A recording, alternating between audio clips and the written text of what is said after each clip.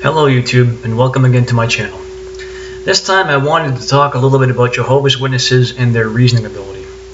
Now, they actually have a theocratic ministry school which is designed to train them to utilize reasoning ability in the field ministry to help people come to know their version of Bible truth. But when you actually have a discussion with one of Jehovah's Witnesses, what are you likely to encounter with their use of reasoning ability? Well, one of the lessons in their theocratic ministry school book has to do with the use of logic in establishing an argument.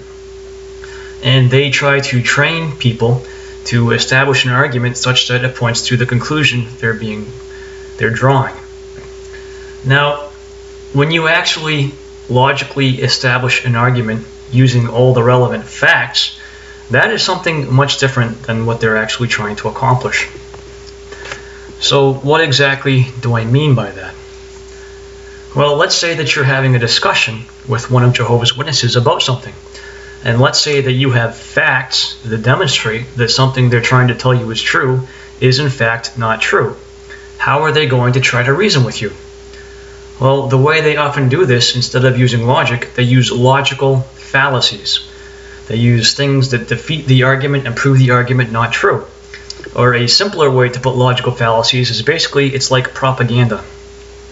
You can look up logical fallacies on Google and you'll find Wikipedia lists them and describes what they are and describes why they don't suffice to present a valid argument. So that's the first thing they'll do, is they'll use logical fallacies. And then when it's demonstrated to them that they're arguing with invalid logic, the next thing they'll do is they'll decide to attack the character of their opponent. And they'll poison the well by questioning their motives, which are also logical fallacies. So once the Jehovah's Witness realizes that they cannot win the argument because the weight of evidence is against them, they immediately assume that their opponents are either led by Satan or are apostate opposers. This is because they cannot defeat the argument. And they have been trained that when they can't defeat the argument, that anybody that disagrees with the organization or the governing body is an apostate, or they are under the influence of Satan. This, in their mind, excuses them from the need to try to ascertain the truth of the situation. You see, they always argue from the standpoint that the truth is 100% on their side. They cannot possibly be wrong. Their goal is only to show you why you are wrong. If in the course of that argument you can successfully demonstrate to them that they're wrong, well then they have to label you as an apostate or under the influence of Satan. And they have to do that because they have to maintain within their mind the sense that they are in fact 100% correct. So naturally you probably can see the weakness of that position. To maintain their position, they have to basically engage in deceiving themselves. So the result of this is that people that have discussions with Jehovah's Witnesses oftentimes perceive them as being dishonest. That's not the best way to characterize it. They're using the logical fallacies they were taught to use. As to where the dishonesty lies, it's really hard to make that determination. For the most part, Jehovah's Witnesses are good people. They believe they're doing the right thing. But their attitude is exactly that of the organization which has taught them to be who they are. And that organization resorts to all sorts of mistruths and deception when they are propagating their message. In fact, if you've ever read the Watchtower magazines, you'll notice they oftentimes quote other sources, but they're not very specific about what those sources are. And the reason for that is because they are in the habit of misquoting sources and of taking their statements out of context to make it look as if their source is saying something that it is not. That's the habit that they are in. And that's why they're so vague about citing their sources. So let's give a specific example about this. Jehovah's Witnesses believe that Jerusalem fell to Babylon in 607. And their argumentation for this is that for the 70 years of prophecy to be fulfilled, it had to fall in 607 because they believe the Jews returned in 537.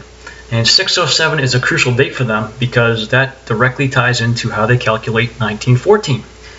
So they maintain that if the Bible is going to be consistent, that Jerusalem has to have fallen in 607.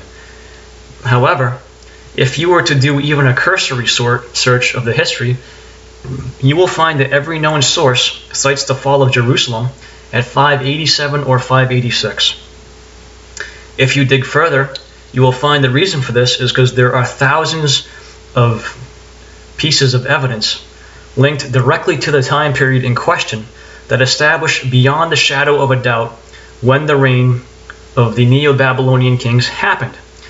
And they established this through dating via astronomical observations. Those astronomical observations make it possible to establish dates relative to our current time system. This means we can utilize computer programs that calculate the positions of the planets at relative times to tell us exactly when these things happened. Based on all those records, based on all the documentation, there is no question, historically speaking, of when Jerusalem actually fell. It's absolutely established fact. And Watchtower tries to defeat this. In October and November of 2011, they printed articles that tried to explain why they think 607 is correct. And basically, after presenting the arguments in a mostly or a somewhat dishonest manner at times, they hid some of it, they ignored some of it, but basically they said, well, hopefully someday someone will discover some evidence that proves that we're right. With the amount of evidence existing, that's complete and total fantasy to think that there's ever going to be any type of discovery that overturns that. There would have to have been a conspiracy on the part of everybody in ancient history to change the timelines. That would have involved not just Babylon, but also Egypt and all the other recorded history of that time period. So that's one particular case where the vast weight of evidence completely and totally refutes what they teach. And they deal with that by saying, oh, it's opposers who are trying to discredit us. It has nothing to do with that. Secular sources who have discovered the information report it accurately and honestly because they're interested in the real, actual truth. Jehovah's Witnesses are not. They are interested in whatever they have to do to make their interpretation of scriptures look correct, to support their assumptions, to make it look as if Jehovah is indeed using them. This is where the Jehovah's Witnesses come from. And if you happen to be one of Jehovah's Witnesses, and if you happen to discover this, if you begin to ask questions, you will very shortly have individuals who think you're apostate trying to either A, correct your thinking, or B, kick you out of the congregation as an apostate. They never attempt to deal with the facts. They say that they don't have to. And that label of apostate conveniently allows them to tell you that you are an evil person who has no better motives than to magnify yourself or than to do Satan's will, instead of the truth of the matter, which is that your only interest is in the truth. So, what exactly is the ramification of this? The ramification is that the organization that is the Watchtower and Bible and Tract Society is not interested in the truth. They don't care what the truth is. They only care in making it look like what they're teaching is the truth. And they will use whatever means necessary to advocate that. That's why they have to paint everybody who discovers the truth in such a bad light. Because those individuals are actually honest. The individuals who have discovered the truth don't have anything in particular they want you to believe. They just want to present the facts. That's all they care about. And the facts are dangerous to a group like Jehovah's Witnesses. Jehovah's Witnesses thrive on the lack of information. They absolutely excel in areas where they're able to hide all of the information and get people just to believe what they're told by Watchtower representatives. Now, the representatives themselves of the Watchtower, in the vast majority of cases, are not bad people. They're swept up believing that they are really serving God. And the best way to put it is perhaps they're fooled, they're misled. And it's a really hard thing to overcome that, because your whole entire life revolves around being one of Jehovah's Witnesses. If you come into the congregation of Jehovah's Witnesses from outside, you're basically forced to stop associating with everybody you ever had as a friend. And sometimes that'll even mean cutting off association with your family. And the only people you're really supposed to associate with from that time forward is other Jehovah's Witnesses. So what this does is this makes it so that your entire life revolves around being one of Jehovah's Witnesses. All of your friends are Jehovah's Witnesses. The people you associate with are Jehovah's Witnesses. The activities you engage with are with other Jehovah's Witnesses. So what's the effect of this? If you come to realize the things that you're being taught don't meet with the facts, well, if you're going to walk away from that, suddenly you're left with a prospect that you don't have any friends or family to rely on. Now, if you came in from outside, your family might still be there, and the chances are very high that once you go back to them and tell them what's happened to you, they'll accept you back, and it won't be an issue. However, if you were born into that organization and all of your family is in that organization and all of your friends are in that organization, if you come to this realization that things you have been taught do not square with the facts nor with reality, you are now faced with a prospect that if you're going to leave that, you literally have to start a brand new life. Everybody who you ever cared about will think that you're an evil person or a crazy person or that you've been misled by Satan. Now, the Watchtower characterizes people that walk away as evil people. They stigmatize it. That's why people think that. And they characterize them as prideful people, people who are running ahead of Jehovah. I put this question to you. In view of what you have to walk away from when you walk away from Jehovah's Witnesses, how can that possibly involve pride? How can it be prideful to make a decision based on knowing what the truth is that involves basically erasing everything you've ever done in your life? How can that possibly involve pride or a haughty spirit?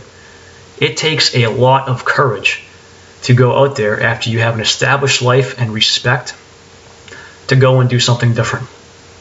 In fact, it might be one of the most courageous decisions it's possible for you to make. So that is the reality of Jehovah's Witnesses and reasoning ability and logic.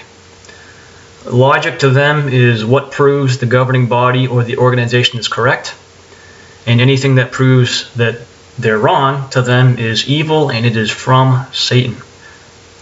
That is the group of people that you're dealing with. And most of them don't realize this because the governing body teaches that if you question the governing body or the organization, that's one of the worst possible sins you can commit. You're supposed to push any negative thoughts or any doubts out of your head as fast as you possibly can. And if you don't, they say you're a prideful, arrogant, evil person. But look at what you stand to lose in those positions. How could it possibly be a matter of pride to pursue the truth when you have every single thing to lose as a result of doing it? So YouTube, that's my video for today. Thanks for listening.